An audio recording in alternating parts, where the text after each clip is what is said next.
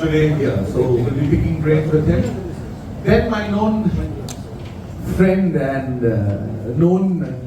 what I say, he's always afraid of me. Okay, he looks at me with pure terror because I must be among one of them who will always take the carpet underneath him and like threaten him all the time. The absolute talent, absolutely talented and I think sought after designer of the city who talks about love in every form and expression in every way possible. Ayushman Mitro, but we know him as Bobo. And last and definitely not the least, we are known as the partners in crime always. We have together created so many memorable, events, travel stories. We have gone out and ventured to the rest of the world in different ways possible. Very shy, very quiet, and the most, I call Onindo as my eyes and ears to the world. What I know, what I see, what I hear, and my bouncing board. Every other night we will meet under Onindo's house, just sharing stories, that's it. And that's the kind of friendship I do share, but today I would like you all to see much more beyond that. Onindo runs an organization called the Purtai Gender Trust, primarily working with the transgender people of the city and the whole state. So Onindo, please come and go. Onindo. So without waiting too much, I think, do we have the mic? But I think the biggest changes that have happened is people being told that people feeling confident enough about their own identity in a way which I cannot foresee. Like, remember, even in the US, when all of this was beginning in the 1950s, and the first group that was fighting for these rights was a group called the Mattachine Society. And they were privileged gay men who were basically asking for tolerance. That was not the they were asking to be tolerated. In 1969, the reason we celebrate Pride right now, in June of 1969, it is drag queens at Stonewall Inn who rioted because they were being abused by police. So, literally. For example, one is studying hospitality management. So there, the student is told, see, if you do not dress up like this, you will not be getting an internship program. I have no problem with your identity otherwise. I mean, what do you mean by I have no problem with your identity otherwise? So when these people are questioned in their own classrooms, the teachers, the way they behave, also, I mean, these are the colleges, these are not even schools. There are times when the students have said, okay, fine, let me talk to the counselor. They were sent to the psychologists implicitly with the hope that they would be corrected, fixed. So that's basically also the idea at times I come across when I talk to the parents. But I would also like to talk about hope. I'll take it from Shonti. Things are changing, and it is not about the place or education, because I have also come across mothers who came and who told me that I had no idea about all these things. I'm a God-fearing woman. I do not even know whether my God will forgive this person or not. I do not know how would I handle the society, but I just want my child to be happy. And I said, let's start from there, because the society will not come and ring the bell and will not tell you how is your child doing. You are the society, it starts from you.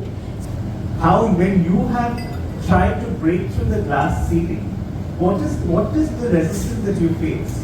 It's pretty much the same thing. So that person, she got her trans friend along, and today, just the two, গোটা কাটি 1000 এর মধ্যে ওরা দুজন, কিন্তু ওই দুজনের জন্য দুজন আছে এবং সেটা কিন্তু ওদেরকে অনেক শক্তি দেয়। আমরা লকডাউনের সময় দেখেছি কিরকম ভাবে মানুষ, আমরা পরিযায়ী শ্রমিকদের কথা দেখেছি, migrant persons, the kind of complicated, difficult lives. We've seen trans persons here. I have my colleague Julie here. She works with a feminist resource center. She's not in the traffic signal. She works for a women's rights center. She is fundamental to our organization.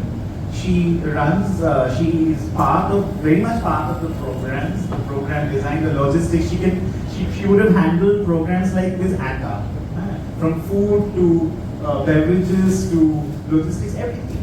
So I think the diversity, so the moment we start, there is a large number of trans persons who work as domestic labor. Many trans people who work as cooks. And others. So the whole informal labor section in our society, because we see diversity and diversity inclusion is a big buzzword today, right? In corporate circles and sections, right? The whole point is that a lot of trans persons will never be able or because of structural reasons, because of education, because of lack of opportunities, because of falling through the cracks, they haven't been able to complete education. They haven't been able to go to that space from where they'll be absorbed in the formal workforce. The formal workforce is a definite space, but there's a large section of trans persons যারা নানা ধরনের শ্রমের সঙ্গে জড়িত আছে এবং কাজের সাথে জড়িত আছে। It's important to recognize. See, what happens is that their work is also not recognized. Like, we live in a very inequitable world, so there are multiple ways in which that labor, along with their gender identity, gets invisibilized. So the question is like with my colleague Julie, she also is part of the hawkers. Her livelihood, she is a registered union member of the Hawkers Association. So her shop, and the fact that she's required to go for the political rallies, etc., when the hawkers go for the demands, and together they're being able to manage certain rights. So what is her identity at that space, at that intersection? Is her identity as a trans person, or is her identity as a hawker who is fighting for their rights, who is fighting the fact that the government or the local council or the police is trying to evict them? What is exactly her identity? Or does her identity exist in a very complex intersection, which is what most of our identities are? None of us in this room lead single identity lives. None of us. We have multiple identities based on what is the interaction that we are having with the other persons. So at that complex juncture, she holds multiple identities, at least dual identity of being both a hawker as well as a trans person. And it's often that we kind of miss out on one aspect of their identity or the other. One of the identities which I also wanted for Anindu to highlight, I'm just talking about it because we realized during lockdown there were variety of people going on distributing, raising funds and everything, and we realized that we can do two things. One is raise funds, go out in the street and feed in general lot of people who just might come and eat from your, wherever distribution center is. We chose, actually Anindu chose a set of 70-80 trans community people, and then we realized that we were going all across the city to distribute all these. We were going up to New Start. It was at that point of time, that's the only drive that we could manage to do. Is we collected and we mobilized and we networked, and this is part of things that many people did, I suppose. But I think the realization that both of us had while we were doing this is precisely and how it really taught us that where does the shoe pinch really? And for many of us many people who are not cushioned, I think that was a journey which we took. And for me, the biggest realization was that they were running their kitchen for their families. You can't believe that not only by giving food, other things, we realized that their whole family needs medicine and they don't have money because their money sources are stopped. See, the point is, I'll tell you this, see, a lot of us trans people, we see ourselves as caregivers. We are in caregiving roles, like a lot of women in this room are. And I see caregiving as, shouldn't be, but it really becomes very, very gendered, right? So my sibling is outside, I am the single caregiver for my mother, which is why I have to run after this. So caregiving and the whole matrix of caregiving through the trans person is not just limited to their immediate family. It's through the larger family and also the ecosystem in which they are operating. Oliver, just sorry for interrupting, but I think when you're saying trans person, this caregiving is particularly said in trans women. In trans men, the whole fabric is very different because I've seen apparently couples where a woman, a cis woman, is praying with a trans man.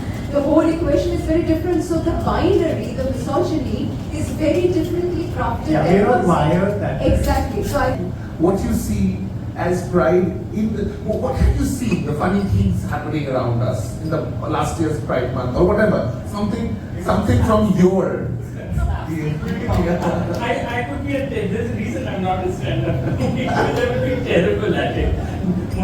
My role of this is to be the person who goes to the party and stands at the back wall and looks at things and then sends you little kuchute messages and goes. So if either of our phones got revealed to the world, we'd be driven out of town, community, country, I don't know where. So it's best to leave our phones out and WhatsApp exchanges out of this. But I think, in a funny way, this is, I think the whole point of being queer, and I'm just using this as the catch-all word, is that queer is that you realize at some point early that you don't fit into whatever the box society has for you. And I think many people adjust in many ways, and I think humor and all of it is just one other way to address the pain of not fitting into a box. So humor is an armor, humor is makeup, humor, sometimes you wear more glittery armor, and sometimes it's more basic armor, but it is a way for you to deal with a world where you're not sure you'll be accepted all the time. And I think it's also very funny now when you, having come, been watching this for a while. I remember when I was in America and involved with Trikon, which was the first South Asian LGBT group, we would say, we are the South Asian LGBTQ group. And then we would look around and say, actually, we are all gay, upper middle class engineers from Hyderabad and Kolkata. That is who was there. Trikon was being published by a Hewlett-Packard engineer. After hours, he would go back to his office and use their photocopy machine to photocopy the Trikons, which were then sent out to the world. So Hewlett-Packard to this day does not know that it played this very important role in the South Asian LGBT. We used to wait for this packages to come They were all at Sakti. They were all thanks to one who worked at HP. So it has come from that, and now it's kind of funny also when you open Instagram right now and you look at many gay friends, influencers and couples, and you think, oh, wait a second. Right around, we have found the pot of gold at the end of the rainbow. Everyone is having this glorious life. I don't know what issues you guys are talking about because it's done and achieved. But at the same level, you think like, okay, this is, sometimes we make fun of this, like, but in the end, I think if anything queerness teaches you is you have to be a little forgiving of others. This is what gives you joy to pose in Instagram and create this sort of fake narrative about your glittering life. So no, she does it. It's okay. We need to all be, I guess, a little forgiving of each other because there's enough troubles and problems to face out there. So I think, with this humor thing, it's like, for me, there's no other way to get through life because otherwise, forget weirdness with climate change and all of the stuff that is happening around. Then you would find no reason to go on, but you just look around and then somebody does something and you're like, okay, this is very funny, and I just need to WhatsApp it to a friend, and then that's probably the reason we go through our day. On that humorous note, seriously, there are so many troubles and so many issues and everything we are going through. But on that humorous note, I will have to call a wrap to this lovely evening here, but we still continue. It's about not fitting into the boxes. We don't know where we fit in. I think a whole lot of you will also know, and you will think, oh, actually I don't fit into all the narratives which has been said for me, and I think that makes you queer. That makes us all queer coming here today. Thank you for being. We are not done. We are not done. You know, like the dream boy. I mean, so I'm like, why don't we get to ask you a question and you answer? Exactly, that's the reason why I told him, Shami and Smita, I am going to run that because I'm going to put them on the other side because I'm just spoken enough. No, it's just one. The good thing. Okay. Like, in my utopia where you are the mother of dragons, which are like thousands and thousands of queer fairies around you, and you're on the Iron Throne, which is in rainbow shades. How does it make you feel, mother? And I do it because I get encouraged by all of you. And today was an encouraging moment. So thank you. No more questions. So We love you. we love you too. Thank you. We love you all for being here. Please enjoy the rest of the evening. Thanks to LMNQ, our sponsors. So, and obviously Smita Di and the T2 team, Shireen worked hard, and the photographers going on documenting the brand stream for bringing it together. Just remember, the Kolkata Pride Month is the end of the year. We will again come back to you for more support.